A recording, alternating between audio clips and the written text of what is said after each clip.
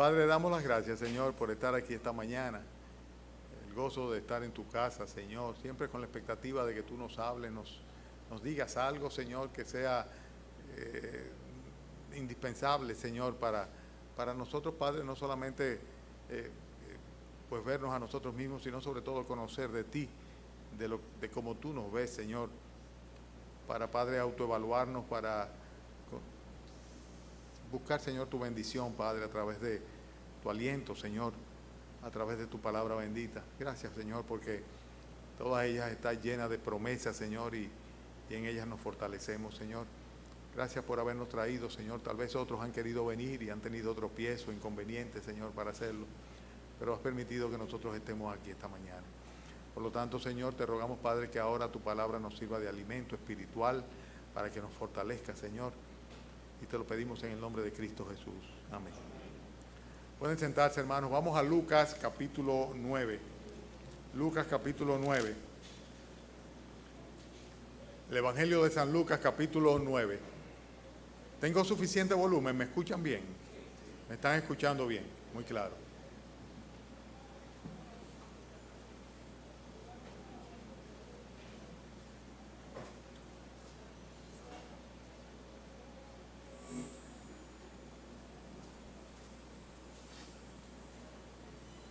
Era yo que no me escuchaba muy bien.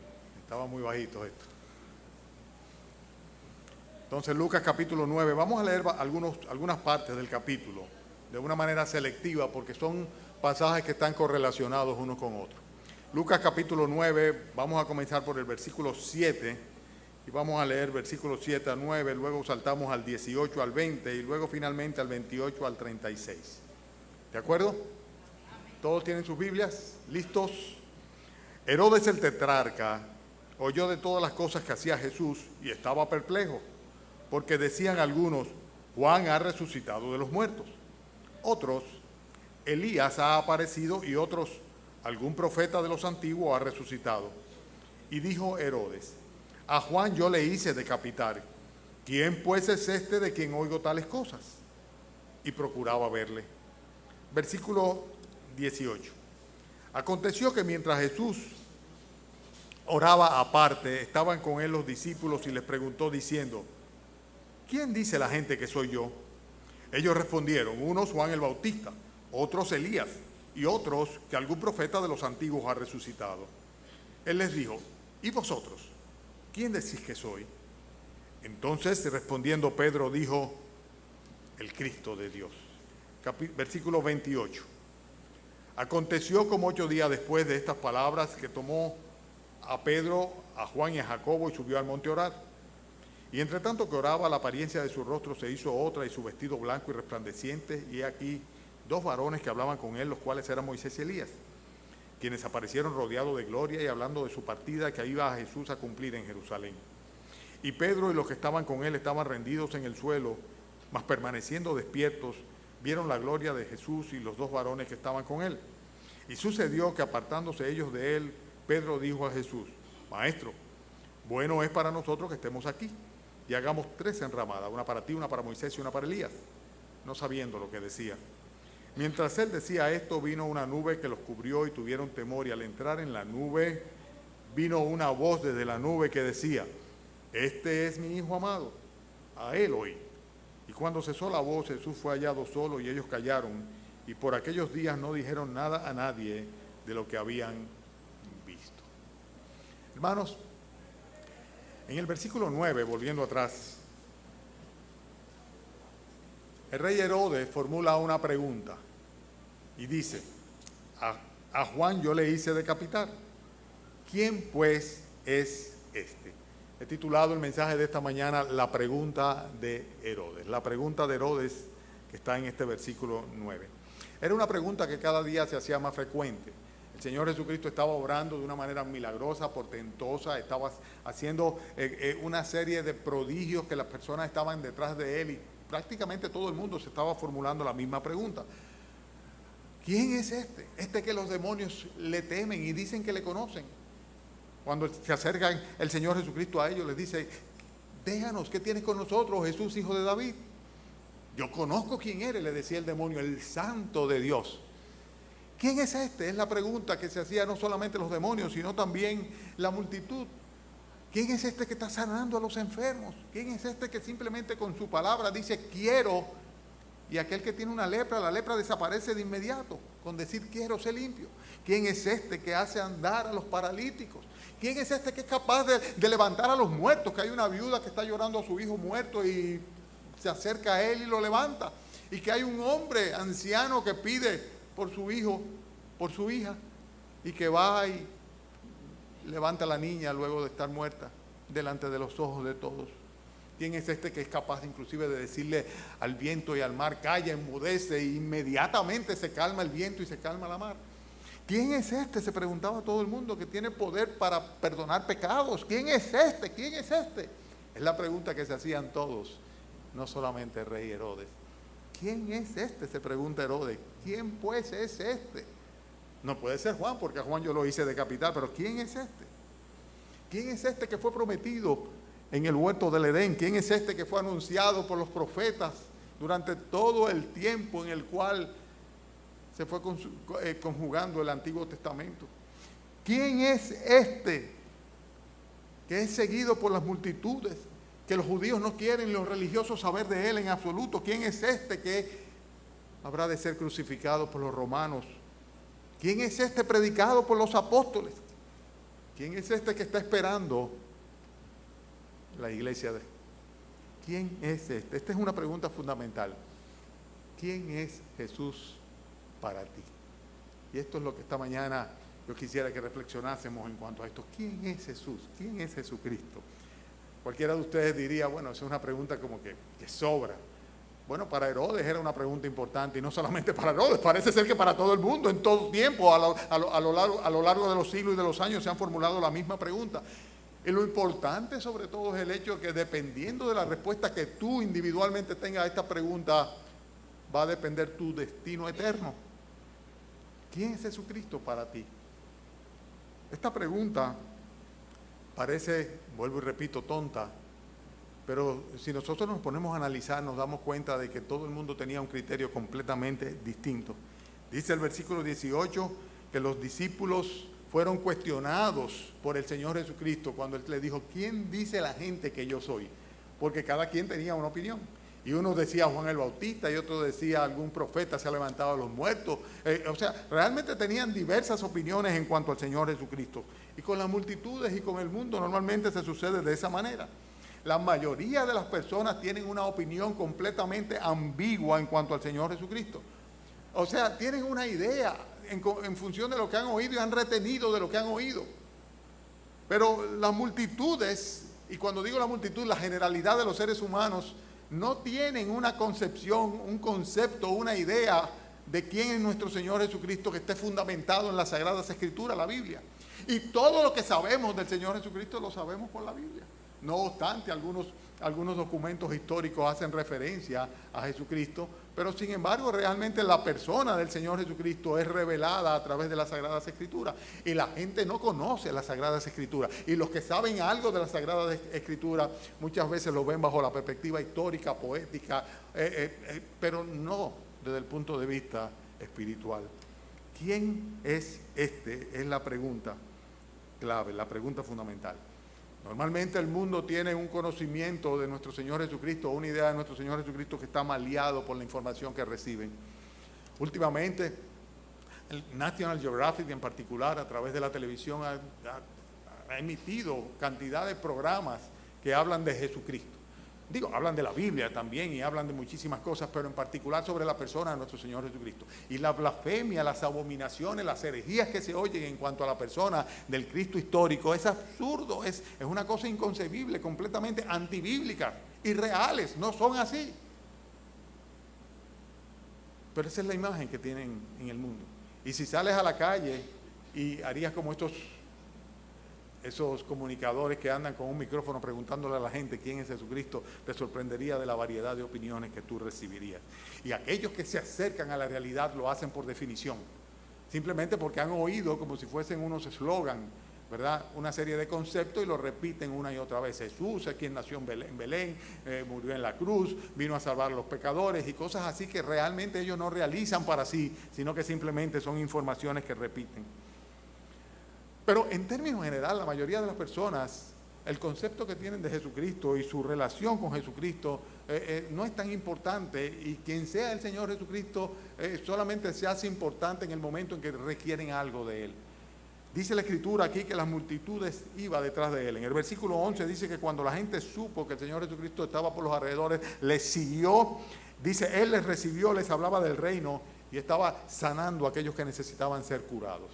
Y cada vez que una persona sin conocimiento del Señor Jesucristo, o sea, sin saber quién es Jesús, sin que Jesús signifique nada para ellos, se encuentra en una situación de crisis, entonces sí busca no solamente del Señor Jesucristo, pero entre otras tantas búsquedas, incluye muchas veces al Señor Jesucristo en pos de su favor.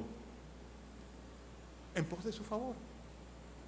Muchas veces, no solamente, como digo, del Señor Jesucristo, sino que también acuden a otros medios, porque sea por un lado o por el otro, mi problemática yo quiero que me sea resuelta. Las multitudes no sabían quién era el Señor Jesucristo. Unos decían es Juan el Bautista, otros dicen un profeta, otros dicen alguien que resucitó de los muertos seguramente, y por eso hay en él estos poderes, pero no sabían quién es el Señor Jesucristo. Y saben, hoy día parece mentira, pero hay una ignorancia tremenda, enorme, en cuanto a la persona de nuestro Señor Jesucristo.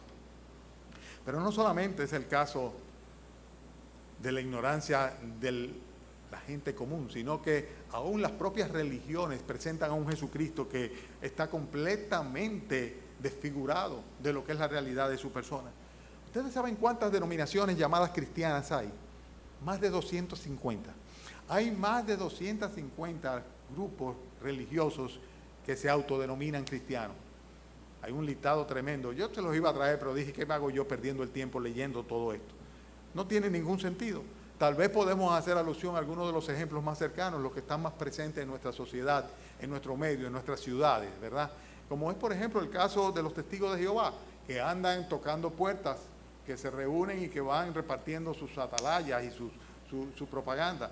Pero es interesante que los testigos de Jehová consideran que Jesucristo y enseñan que Jesucristo es un ser creado por Dios como su Hijo unigénito, que tiene ciertamente una existencia prehumana, pero que realmente no es en absoluto Dios encarnado. Ellos no creen en la Santísima Trinidad, ellos no creen en la manifestación de un Dios en tres personas distintas. Ellos no creen que en el sacrificio vicario de nuestro Señor Jesucristo. Ellos no creen en la resurrección corporal de nuestro Señor Jesucristo. O sea, que el Cristo que enseñan los testigos de Jehová es un ser supeditado a Dios, creado por Dios, ¿verdad? Que no tiene la esencia divina y que pura y simplemente tuvo un tiempo en la tierra y ya ahí murió. Listo eso. No hay más que hacer. Esos son los testigos de Jehová. Testificarán de Satanás, pero de Jehová no, y de Jesucristo muchísimo menos. Pero son parte de las denominaciones llamadas cristianas, porque reconocen el Cristo histórico. Y nosotros los vemos en nuestras calles, y hay cantidad de personas, hay una cantidad adicional de doctrinas que no la traigo a colación, porque estoy hablando en lo que tiene que ver con Jesucristo, con la persona del Señor Jesucristo. Todo esto es divorciado del todo de lo que la Biblia dice en cuanto a nuestro Señor Jesucristo. El caso de los mormones también. Por ejemplo, en el caso de los mormones, ellos enseñan que Dios en carne y hueso tuvo relaciones con María y que de ahí nació Cristo. En carne y hueso. Y no solamente eso, para ellos Jesucristo es el hermano mayor que estuvo aquí en la tierra y que estuvo casado y que tuvo muchas esposas además. Y que realmente lo que él logró, lo logró no en la cruz cuando murió, sino que lo logró en Getsemaní. Ahí fue donde realmente él consumó la expiación por el pecado, en el tiempo que estuvo padeciendo en Getsemaní antes de la crucifixión. Creen que Jesucristo llegará en un futuro a convertirse en una divinidad.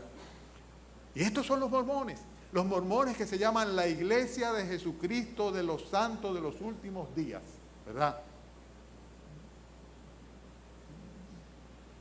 No conocen al Señor, no saben quién es Él. No han experimentado la presencia de Dios en su vida con todo lo que implica el tener a Cristo como su Dios y Señor.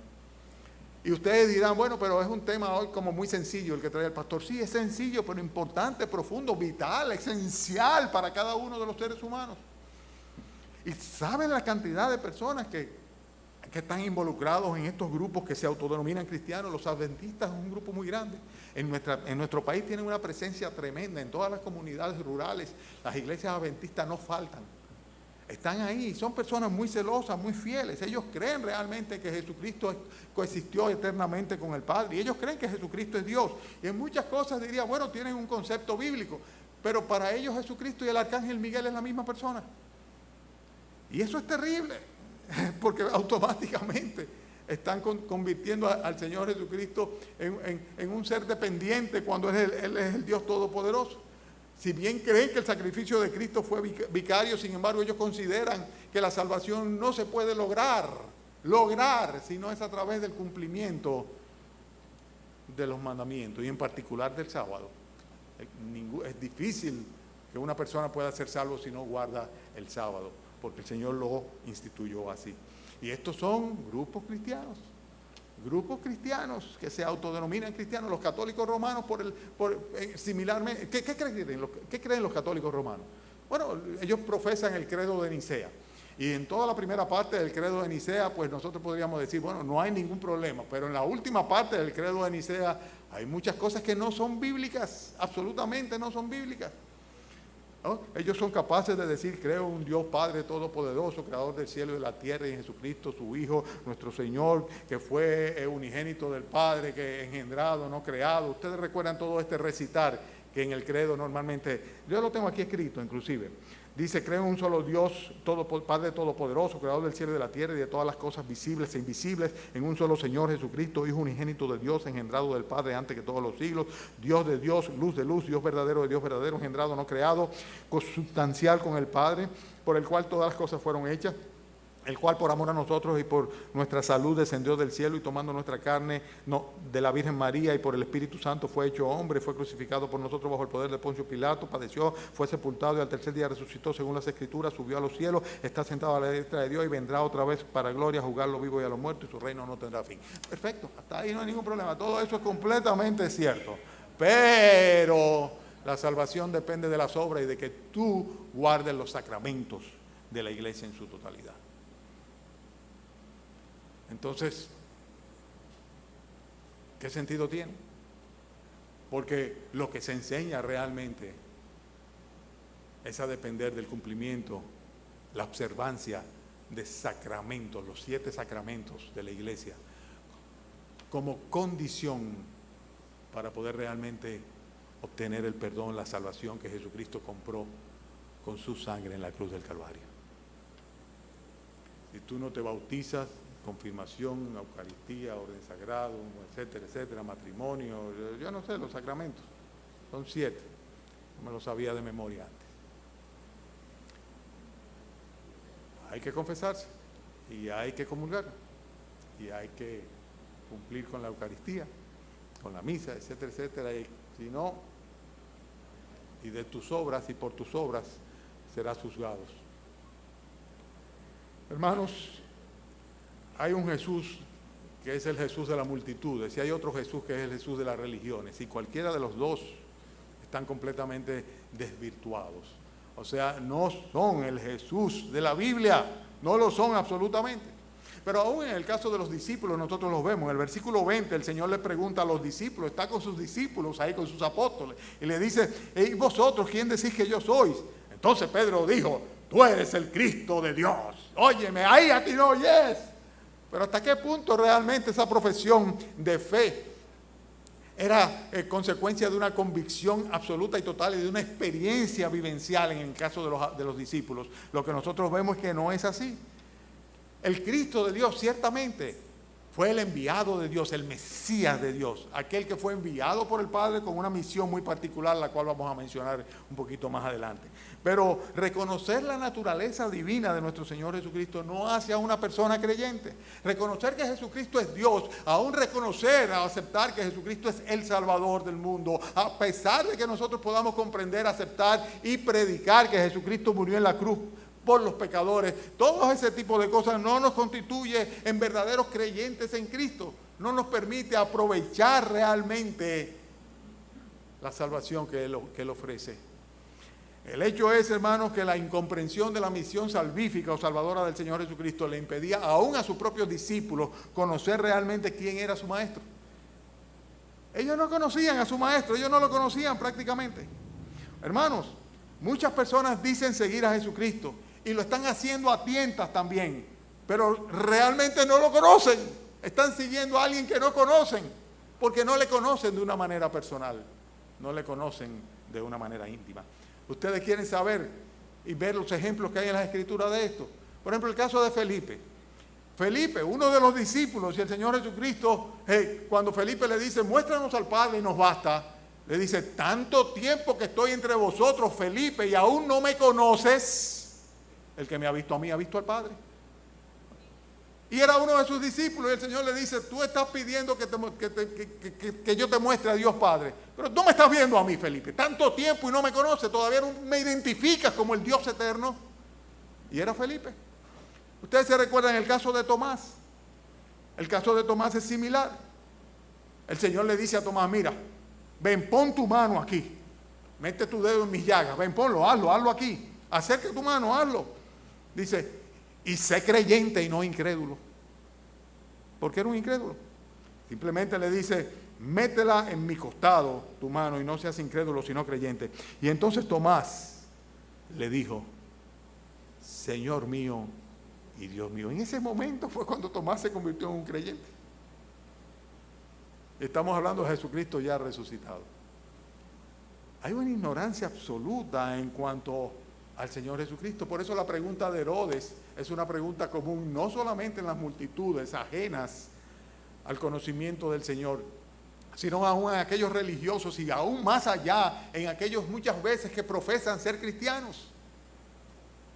Que dicen, yo soy cristiano, yo soy parte del cuerpo de Cristo, de la iglesia de tal pero ¿cuál es realmente el Jesucristo que ellos dicen conocer? ¿Cuál es ese Jesucristo que ellos dicen conocer? Yo quiero llamar la atención de ustedes en el versículo 33 que leímos hoy. Versículo 33. Dice que sucedió, versículo 33, ¿lo tienen? Dice el texto, 34. Mientras él decía esto, vino una nube que los cubrió y tuvieron temor al entrar en las nubes. Y vino una voz desde la nube que decía, este es mi Hijo amado, a él oíd. Bueno, aquí estamos ya viendo algo del Señor Jesucristo. Y es quién es Jesucristo, ya no para las multitudes, ni para las religiones, ni siquiera para los que profesan ser cristianos, sino quién es Jesucristo para el Padre. Y en todas las ocasiones en las cuales el Señor Jesucristo, como en el caso del bautismo, como en el caso de la transfiguración también, es presentado por el Padre, se refiere a Él como el Hijo amado en quien tiene complacencia. Y por eso el Señor Jesucristo podía decir, por eso me ama el Padre, porque yo hago todas las cosas que a Él le agradan. Porque el Padre tiene complacencia en el Hijo y Él y el Padre son una misma cosa. Jesucristo para el Padre es su Hijo y su Hijo amado. Y esto es significativo. Es significativo porque a la hora que el Padre se desprende del Hijo para que venga Él a la tierra a morir por los pecadores, se está desprendiendo de su Hijo amado. Y los que somos padres sabemos lo que es el amor de un hijo. Imagínense ustedes si eso es solamente un reflejo del verdadero amor espiritual, aquel que solamente Dios puede poner en los corazones de las personas cuando reciben a Cristo como su Señor y Salvador. Hermanos, la unidad del Padre y el Hijo es fundamental. El Padre y el Hijo son una sola persona en naturaleza. Y esto es algo que debemos saberlo, porque el que conoce a Jesucristo tiene que saber que el Señor en esencia, en poder, en majestad y en gloria es Dios mismo.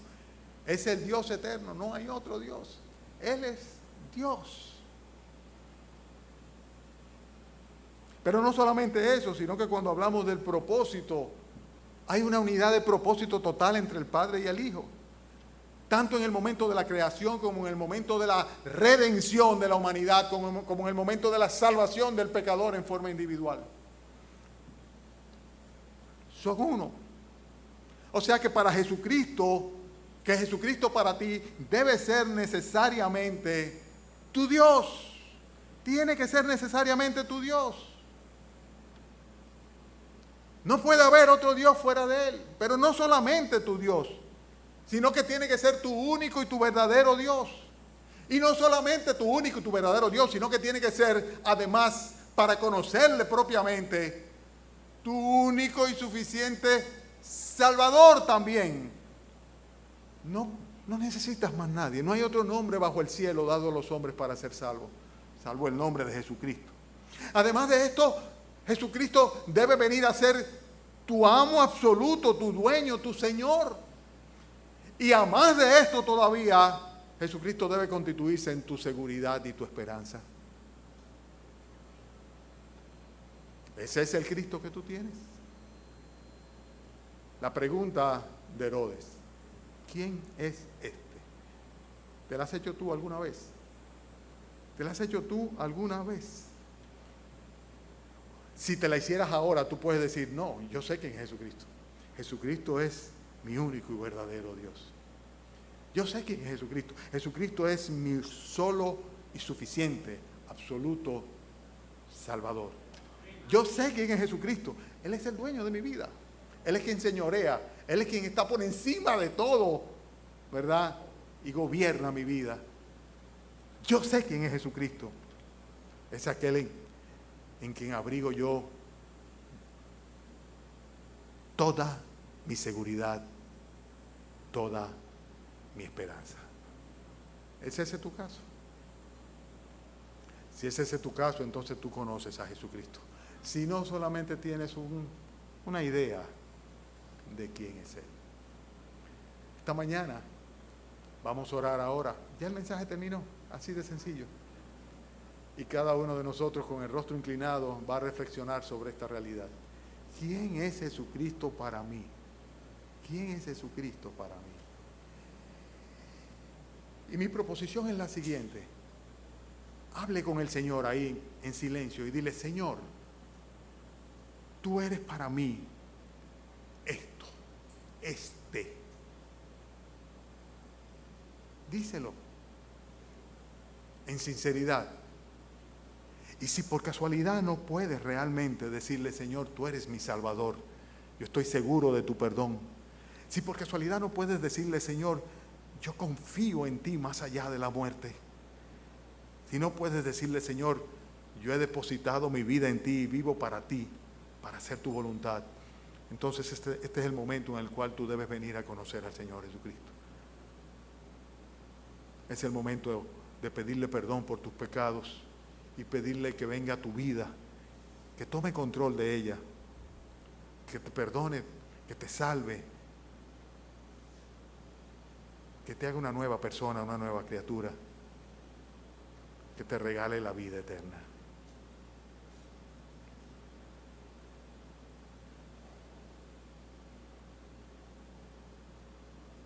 Gracias, Señor.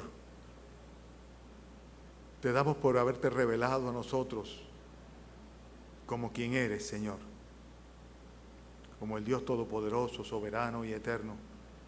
Aquel creador y hacedor de todo lo que hay. El consumador, Señor, de la redención del mundo caído en pecado. Y también, Señor, el salvador individual de todo aquel que en ti cree. Te ruego, Señor Jesucristo, que en esta mañana tú recibas nuestra adoración y nuestra gratitud y nuestro reconocimiento, porque tú eres nuestro Dios y nuestro Salvador. Podemos decir, como el salmista, porque este Dios es Dios nuestro eternamente y para siempre. Él nos guiará aún más allá de la muerte. En el nombre de Cristo Jesús. Amén.